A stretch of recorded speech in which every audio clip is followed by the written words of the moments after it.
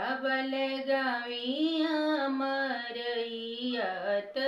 कई कोस पसरेल। अरे मोरे राम के घनी बरियतिया जुड़ही जुड़े आवेला। केहू आवे हाथी से घोड़ात केहू सुख पालयावे। आरे कनाही अइले लक्ष्मण देवर सीता के माना धूमेला। अंगना बहार चरियात आवरुल उड़िया हो। चरिया के कर घोड़ा हे हानइले दू। आरे भीड़ी लागेला।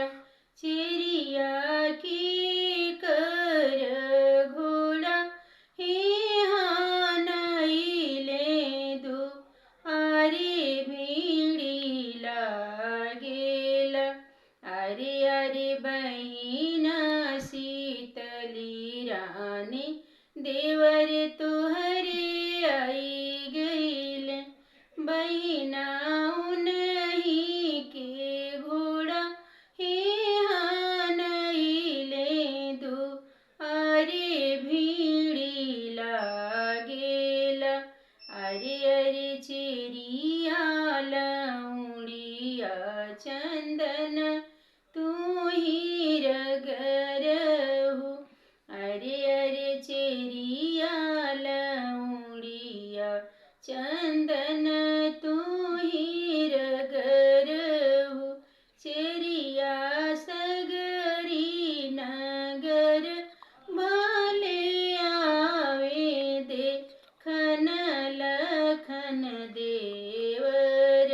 चेरिया रगरी रगरी भाल धरी हल खन पाव धोई। हंसी हंसी अपने भाभी जी से पूछे लक्ष्मण देवर।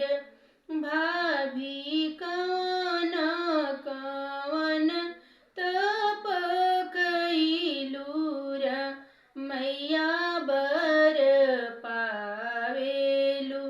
भाभी कवन कवन तप कइलूरा मैया बर पावेलु। माघन हईनी अयोध्या अग्नि नाही तापीले। बाबू भूखल रहनी अपन एकादशी दो अदसी के पारन। बाबू विधि के करिले आतवार मैया बर पाइले। बाबू विधि के करिले आतवार मैया